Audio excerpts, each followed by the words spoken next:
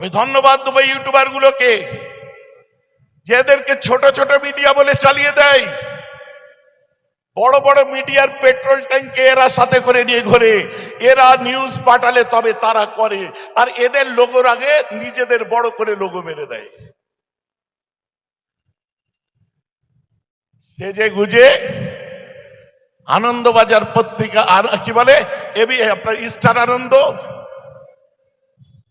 আর Bangla TV 9 নাম উল্লেখ করে বলছি, আজ তাক এই ধরনের চ্যানেলগুলো সেজে গুজে তিড়িং বিড়িং করে লাপাতে লাপাতে আজ কি অবস্থা হচ্ছে হিন্দুদের দেখুন।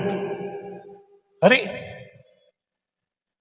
হিন্দুদের ঠিকাদারি নিয়ে বসে আছো তুমি, বিবেকানন্দর বাংলায় লাঠি ঘোরাতে চাচ্ছ, ঠাকুর পরমহংসদেবের বাংলায় লাঠি ঘোরাতে চাচ্ছ, যে বাংলায় রাজবল্লভী মায়ের মন্দির সে বাংলায় লাঠি ঘোরাতে চাচ্ছ, যে বাংলায় বাবা তারকনাথ সেখানে লাঠি ঘোরাচ্ছ, যে বাংলায় ব্যান্ডেল চাঁদ সেখানে লাঠি ঘোরাচ্ছ, যে জেলাতে আল্লামা রুহুল আমিন সেখানে লাঠি ঘোরাচ্ছ, যেখানে আল্লামা নূর আলী সেখানে লাঠি ঘোরাচ্ছ, যেখানে মুজাদ্দেদে জামান সেখানে লাঠি ঘোরাচ্ছ। শোনো, আমরা হিন্দু নয় মুসলমান নয় বুঝি না, যখনই কোনো জাতির মানুষ বিপদে পড়ে একে অন্যের পরিপূরক হয়ে এগিয়ে যায়, এগুলো আমাদের ধর্মগুরুরা শিখিয়েছে।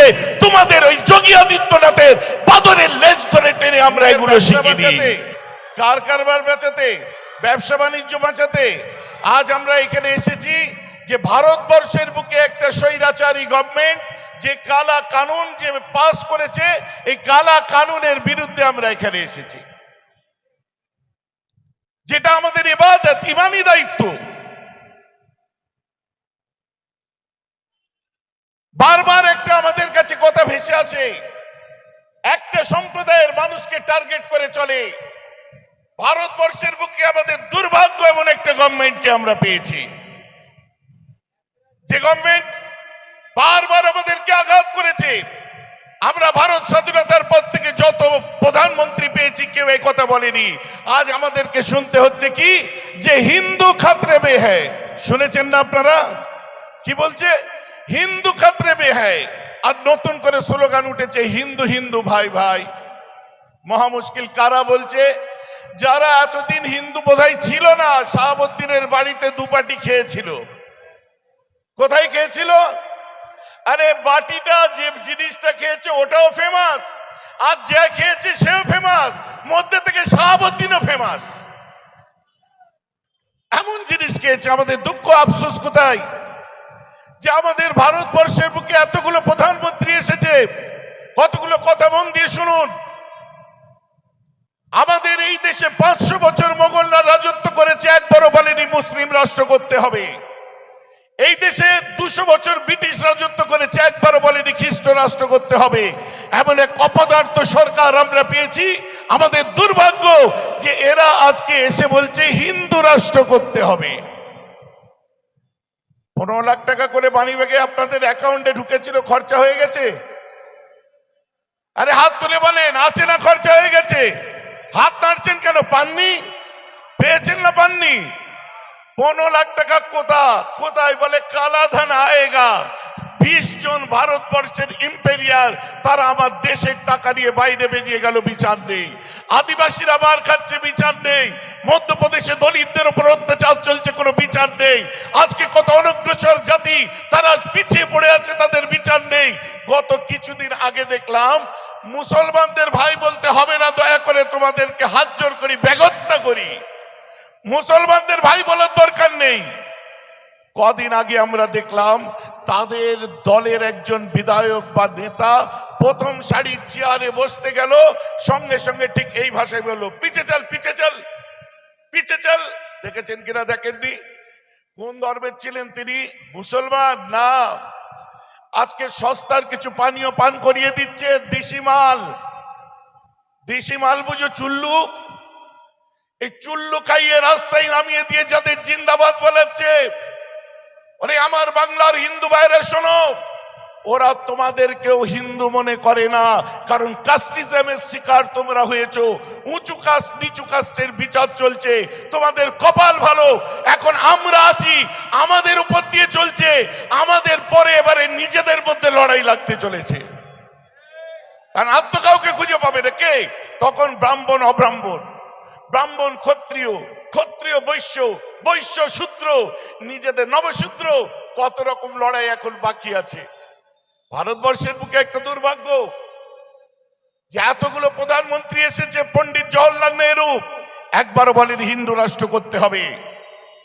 মিস্টার নন্দা একবারও বলেনি হিন্দু রাষ্ট্র করতে হবে। মিস্টার শাস্ত্রী একবারও বলেনি হিন্দু রাষ্ট্র করতে হবে। একবারও ভিপি সিং বলেনি হিন্দু রাষ্ট্র করতে হবে। একবারও ইন্দ্র কুমার গুজরাল বলেনি হিন্দু রাষ্ট্র করতে হবে। ইন্দিরা গান্ধী, রাজীব গান্ধী একবারও বলেনি, মনমোহন সিং একবারও বলেনি হিন্দু রাষ্ট্র করতে হবে। আর বর্তমান গভর্নমেন্ট এসে তারা বলছে ভারতকে হিন্দু রাষ্ট্র করতে হবে। আপনাদের একটু বুঝিয়ে দিই কেন বলছে। বুঝতে চান আপনারা? সকলে চান? হাত তুলে উত্তরটা দিতে পারবেন? বুকে তেজ আছে? কি বলতে চলেছি বুঝতে পারছেন? কারণ আগের যতগুলো প্রধানমন্ত্রী এসেছে কেউ বলেনি এ কথা যে হিন্দু রাষ্ট্র করতে হবে, কারণ অলরেডি হিন্দুস্তানি আমরা আছি। এটা বুঝার ক্ষমতা ওদের নাই। আমরা হিন্দুস্তানি আছি। আর বলবে কি করে? প্রথম প্রধানমন্ত্রী জওহরলাল নেহরু কে ছিলেন? এত বড় শিক্ষিত যাকে পণ্ডিত বলা হয়। মিস্টার নন্দা পিএইচডি করা, doctorate. Mister Shastri doctorate. Rajiv Gandhi pilot. Manmohan Singh অর্থনীতিবিদ। অতএব বিগত দিনে যত প্রধানমন্ত্রী এসেছে কেউ পাইলট, কেউ বৈজ্ঞানিক, কেউ অর্থনীতিবিদ, কেউ পিএইচডি করা ডাক্তার, কেউ দার্শনিক, কেউ পণ্ডিত। আর বর্তমান প্রধানমন্ত্রীকে আপনারা বলুন, জোরে বলুন, আওয়াজ দিয়ে বলুন। আর কি আশা করবেন?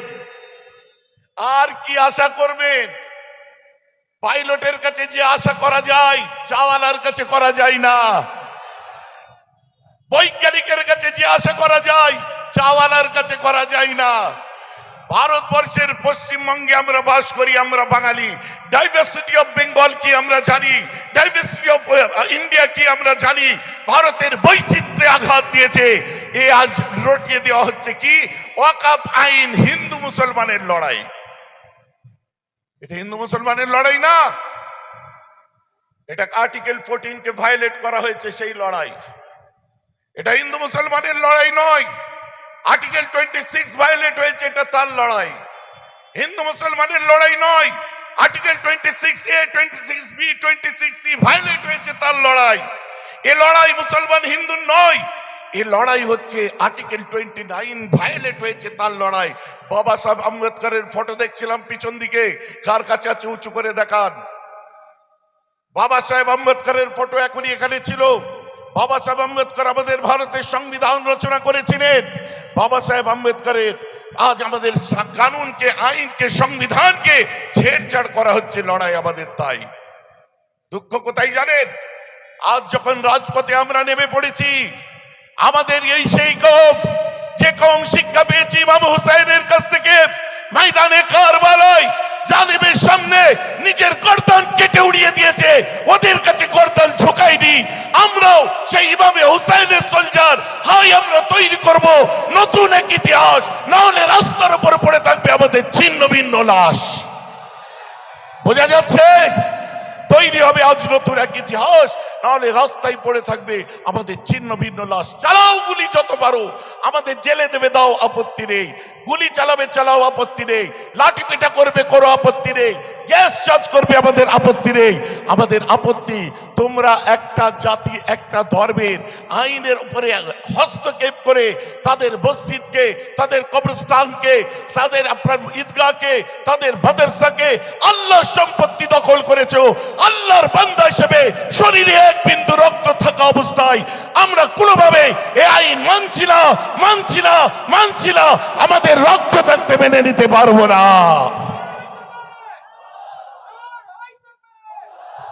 অতএব আমাদের লড়াইটা হচ্ছে সংবিধানের লড়াই। হিন্দু মুসলমান বানানো হচ্ছে। ভারতবর্ষে একটা কথা আছে জানেন? আমি ধন্যবাদ দেবো ইউটিউবার গুলোকে, যে এদেরকে ছোট ছোট মিডিয়া বলে চালিয়ে দেয়। বড় বড় মিডিয়ার পেট্রোল ট্যাঙ্কে এরা সাথে করে নিয়ে ঘোরে, এরা নিউজ পাঠালে তবে তারা করে, আর এদের লোগোর আগে নিজেদের বড় করে লোগো মেরে দেয়। সেজে গুজে আনন্দবাজার পত্রিকা আর কি বলে এবি আপনার স্টার আনন্দ আর বাংলা টিভি 9 নাম উল্লেখ করে বলছি, আজ তাক এই ধরনের চ্যানেলগুলো সেজে গুজে তিড়িং বিড়িং করে লাপাতে লাপাতে আজ কি অবস্থা হচ্ছে হিন্দুদের দেখুন। আরে হিন্দুদের ঠিকাদারি নিয়ে বসে আছো তুমি, বিবেকানন্দর বাংলায় লাঠি ঘোরাতে চাচ্ছ, ঠাকুর পরমহংসদেবের বাংলায় লাঠি ঘোরাতে চাচ্ছ, যে বাংলায় রাজবল্লভী মায়ের মন্দির সে বাংলায় লাঠি ঘোরাতে চাচ্ছ, যে বাংলায় বাবা তারকনাথ সেখানে লাঠি ঘোরাচ্ছ, যে বাংলায় ব্যান্ডেল চাঁদ সেখানে লাঠি ঘোরাচ্ছ, যে জেলাতে আল্লামা রুহুল আমিন সেখানে লাঠি ঘোরাচ্ছ, যেখানে আল্লামা নূর আলী সেখানে লাঠি ঘোরাচ্ছ, যেখানে মুজাদ্দেদে জামান সেখানে লাঠি ঘোরাচ্ছ। শোনো, আমরা হিন্দু নয় মুসলমান নয় বুঝি না, যখনই কোনো জাতির মানুষ বিপদে পড়ে একে অন্যের পরিপূরক হয়ে এগিয়ে যায়, এগুলো আমাদের ধর্মগুরুরা শিখিয়েছে। তোমাদের ওই যোগী আদিত্যনাথের বাদরের লেজ ধরে টেনে আমরা এগুলো শিখিনি, আমাদের শিখিয়েছে পীর ওলিরা শিখিয়েছে, আমরা সুফিজমে বিশ্বাস করি। হঠাৎ করে থেকে থেকে 3 তালাক, যশোদা ভাই নিজের বউ কোথায় আছে ঠিক নেই, আর মোদের বউ নিয়ে টানাটানি। আমাদের দেশের প্রধানমন্ত্রীর বউয়ের খবর কি, আর আমাদের বউ নিয়ে টানাটানি। কখনো হচ্ছে আপনার ইউনিফর্ম সিভিল কোড, কখনো 370, কখনো অকাপ। আসল ব্যাপার কি জানেন, ওদের বাড়তে দেওয়া উচিত নয়। দেখছে শিক্ষায় স্বাস্থ্যের ভিত্তিতে সামাজিক প্রতিপত্তিতে আগিয়ে চলেছে, এই সময় এদের গলাটাকে টিপে ধরো, ওই জায়গাতে চাপা দাও। এটা বিভাজনের রাজনীতি আজ নতুন করে ভাবিয়ে তুলছে ও হিন্দু মুসলমান। আমরা একে অন্যের পরিপূরক হয়ে বেঁচেছিলাম, ওদের সুশ্রী কাজে লাগছে না। আর বেনিস্ট্রিম মিডিয়াগুলো লাপাতে লাপাতে বলছে কিনা শামশেরগঞ্জে হিন্দুরা বাড়ি ছাড়া। আরে শামশেরগঞ্জের যে ঘটনা ঘটেছে, মুর্শিদাবাদ একটা ছোট্ট জেলা, মুর্শিদাবাদের একটা ছোট্ট জায়গায় একটা ঘটনা ঘটেছে। সারা বাংলার নাম মুর্শিদাবাদ নয়, সারা বাংলার নাম ধুলিয়ান নয়, সারা বাংলার নাম শামশেরগঞ্জ নয়। আপনারা ওটাতে দেখাতে পারলেন, আর আপনারা আবার দেখাতে বাধ্য হলেন যে সেখানকার মুসলিমরা হিন্দু ভাইদের বাড়িতে যে তাদের বুকে জড়িয়ে ধরে বলছে যে মরলে আমরা হিন্দু মুসলিম একসঙ্গে মরবো, আমরা ছোট থেকে বড় হয়েছি, জান দেবো তো আমার ভাইদের কোনো কষ্ট পেতে দেবো না। এটা চোখে দেখালেন, আপনাদের পুরা মুখে বার্নার লেপেছেন এটা দেখিয়ে, নাহলে সারা বাংলার হিন্দু মুসলমান আপনাদের গায়ে থুতু দিত, আজকে আপনাদের দিকে থুতু করতো আজ। আরে গরম তাওয়াতে রুটি সেকতে নেমেছে কারা? এই কেন্দ্রীয় স্বৈরাচারী সরকার। আবার এখানকারেরও কিছু নেতা আবার বলছে, দুঃখ লাগে, আন্দোলন করলে দিল্লি যে করো।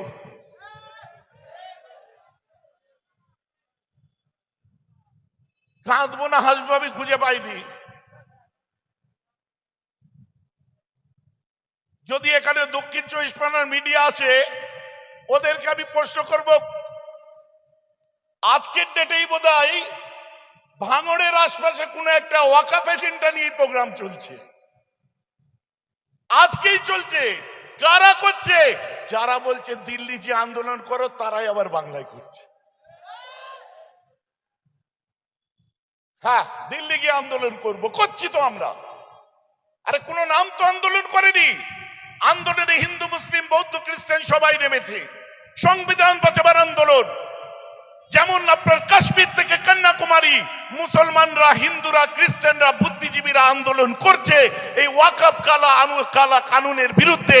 অতএব আন্দোলন দিল্লিতেও হচ্ছে, বোম্বেতেও হচ্ছে, কাশ্মীর থেকে কন্যাকুমারী হচ্ছে, উত্তর 24 পরগনার বারাসাতের কদমগাছির পার্শ্ববর্তী মিলন সংঘ মাঠেও হচ্ছে। আল্লাহ আমাদের কামিয়াব করেই ছাড়বে, জোরে বলা যাবে।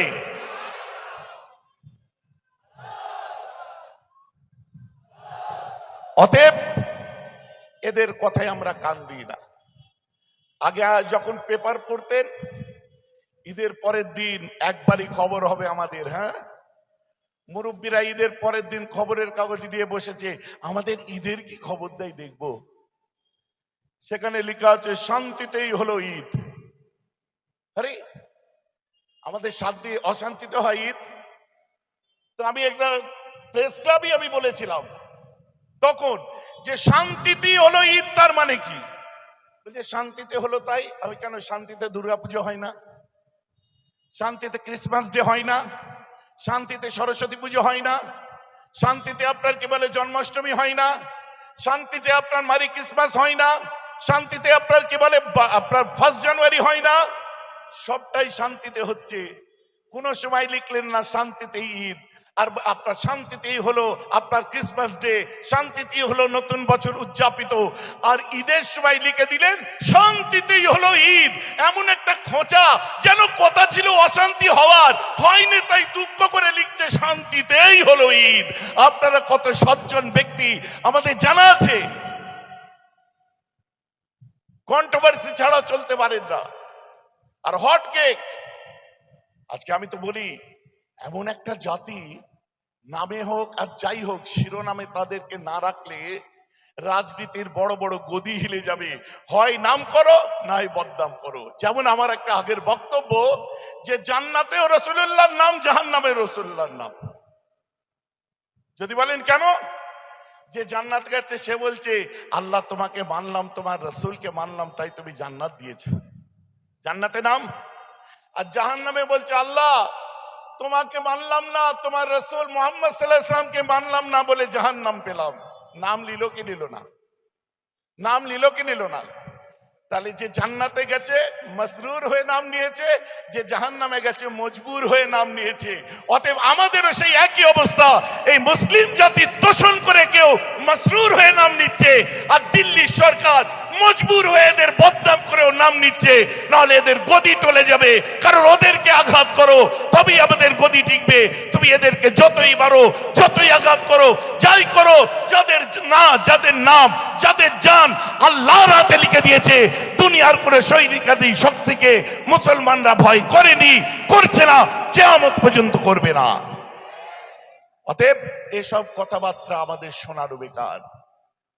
আগামীতে বৃহত্তর আন্দোলনের খবর পেয়েছেন, আপনারা হাজির হবেন। বাকি সেখানে দেখা যাবে। ন্যাশনাল ফ্ল্যাগ উঁচু করে যে যার বাড়ির মুখে বেরিয়ে যাবেন। একটু আমি আল্লাহর কাছে হাত তুলবো, একটু দোয়া চেয়ে দিই। আল্লাহুম্মা আমিন। আল্লাহ আপনি আমাদেরকে হেফাজত করুন। আল্লাহ, আল্লাহ হিন্দু মুসলিম প্রত্যেককে হেফাজত করুন।